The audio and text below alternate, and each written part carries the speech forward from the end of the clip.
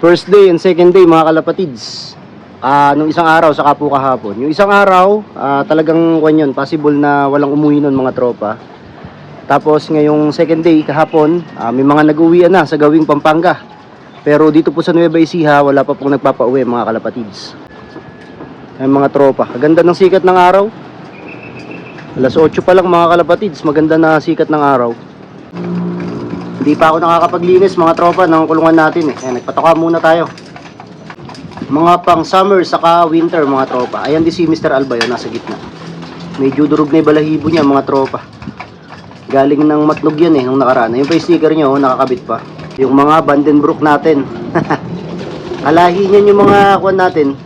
Galing ng Katbalogan, saka yung San Ricardo natin na ikinarga. Ayan po. Tapos ito, baka sa kuwan na to. Sa winter na natin ilipad to kasi kare-recover lang. Galing sa sakit yan, ni-recover ko lang eh. Ito mga anak ni Pakito to mga tropa. Grabe galing mga kagwaps nung taga Pampanga.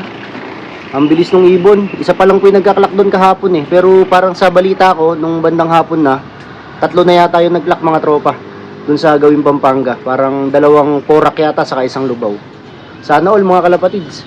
Kaso nga lang dito sa Nueva Ecija, wala pa po nagpapaklak eh. Kahapon pa ako video ng video dito sa loob natin mga kalapatids. Ala naman dumarating. Nag-iisa na lang kasi ibon natin eh.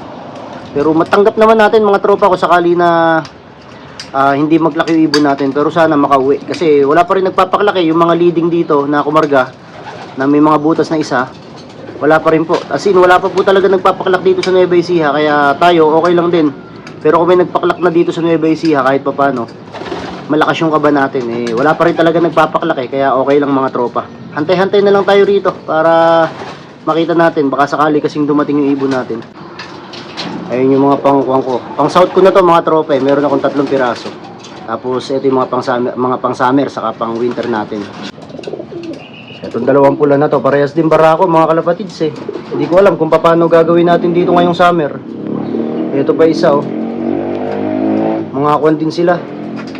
Mga barako. Yung ililipad ko rito puro kak mga kalapatids. Pati itong anak ni Pakito na to mga kagwaps eh. Barako din. Ganda ano. Maliliit lang size ng mga ibon natin dito eh.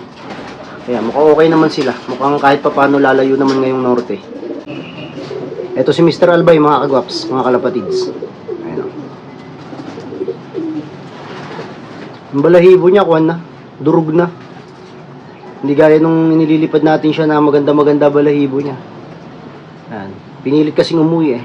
Gagawin na natin breeder to mga kalapatids. Mukhang maraming magpapasuksok dito kapag ginawa na natin tong breeder na south. Pasilip ko lang muna sa inyo mga kalapatids yung ibong rito kasi mainit dun eh sa labas eh. Kaya dito muna tayo magkwentuhan habang nag-aabang tayo. Mamaya bababa na rin ako dun. Kasi yung anak ko natutulog. Silip-silip na lang tayo rito mga kalapatids. Ayan. Ala pa talaga mga kagwaps. Zero clocking po yung Nueva Ecija. Wala pa pong nagpapauwi rito sa amin. Mga kalapatids, dumating si Dawan ko. Lap winner ako oh, rank number 1. Hapon ko na nakita mga kalapatids. Ayan po si Dawan. San Ricardo po. Rank number 1 po tayo, buong Nueva Ecija. Meron na rin po palang nagpaklak na isa. Cut off po mga kalapatids. Pero lap winner po yan. Ayan po oh. Rank number 1 po si Dawan mga kalapatids. Hindi ka pa umabot, sayang. Ayan, San Ricardo po. 2 pa lang po nagpapaklak mga kalapatids. Lap winner po tayo sa ngayon. Hindi po natin alam kung anong oras siya dumating mga kalapatids. Nakakahinayang. Ayan, magandang araw po sa pamunuan ng CLRPC. So ito po, verification lang po ng ibon mga kalapatids. Kasi baka po tayo mag lap winner. Kasi number 1 po dun sa MAPSI. So ito po yung ibon. Ito po yung stamp niya sa atin. Yung makapal po na to sa San Ricardo. Ito naman po Katbalogan mga kalapatids. Ayan po. Sir Michael, Sir Aris. Ang singsing niya po ito. 05971. Ayan po. 05971 po. Blue bar. Tapos ang sticker niya po ito. 4148260. Sir, sabay ko na rin yung Loftos. Sok. Nakachamba. Ayan mga kalapatids, upon checking. Ito po yung sticker, 2. Asan pa isa unso? Kaya medyo na late po siguro yung ibon natin mga kalapatids. Ito po oh. May tama po pala mga tropa. Ayan po oh, dumudugo. Ano kaya to? Falcon, Serga. Ayan oh. Naku, murong-muro ka na. Kung nag-clock ka sigurado makukuha mo yung magandang pwesto. Okay lang. Ganun talaga. At least nakauwi. O, di ba? Isugat niya, meron pala siyang tama. Ito na mga kalapatids, si Dawan. So nabigyan na po natin siya ng patuka at napainom na rin po natin mga tropa. Kaya ayan na po yung itsura niya. Medyo matamlay pa mga tropa at naghahanap pa. Gusto niyang puntahan yung kanyang pugad doon po sa loob. Pero di po muna natin siya pinapapasok mga kalapatids. Ayan po. Hupak na hupak po yung katawan mga tropa. Nakainom lang po yan. Saka nakapagbigay na po tayo ng patuka. Kaya po medyo naging okay na mga kalapatids. So hintayin natin mga kagwaps kung ano magiging resulta ng karera. Pero ayan, halos hindi makagalaw itong si Dawan mga tropa. So papasukin na rin natin sa loob para makapagpahinga siya. Papasukin ko lang mga kagwaps. Pasok na, pasok. Ayaw niya pa mga tropang bumaba ah. Halos di na makakilos eh. Ayun na, baba na. Yun. Ayun na mga kalapatids. So pasensya na kayo, medyo marumi pa tong natin, lop natin. Hindi pa ako nakakapaglinis mga kalapatids eh. 3 araw ko inaabangan tong si Dawan. Ayan na siya mga tropa. Buti na lang mga kalapatids, may nakauwi tayong ibon. Para lap champion pa mga tropa. Ayan, maraming salamat sa inyo sa mga patuloy na naniwala sa atin. So nakagawa po tayo ng history mga tropa. Ito pong si Dawan ay umuwi po ng 789 kilometers. Pinakamalayong karera po na naganap po dito sa Nueva Ecija.